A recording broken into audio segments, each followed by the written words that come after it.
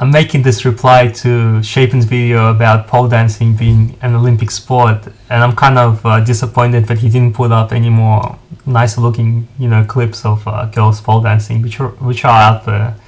I have to a little bit disagree with him. I usually don't disagree with anything Shapen says, but I have to disagree just slightly with him because from my martial arts training, I watched a lot of different videos about the origins of martial arts and traditional training techniques, and pole dancing is kind of a traditional training method that Indian wrestlers use.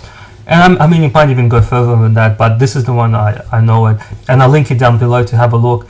And honestly, like this kind of thing, I would love to see in the Olympic Games. I'd love to see it if it was like this. But I think I understand what Shapen is saying, and that is that what these kind of women, the pole dancers now, are pushing for is more like the sexual kind of pole dancing. But I think if pole dancing really did go into the Olympics, all these scantily dressed pole dancers would go home with the tail between the legs, because their standard of athleticism would be nowhere near the standard that the Olympic Games would raise it to.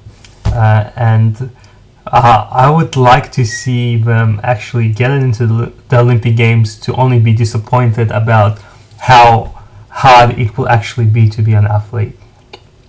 Because the people that will go into it would be way better than what they're doing. And not to say that like some of the stuff they do isn't good, but yeah, the standard will just raise. I mean, look at the stuff these guys are doing. Like, look at the fucking jumping off it and doing somersaults.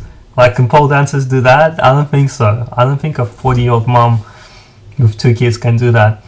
But, maybe they think that they could. Yeah,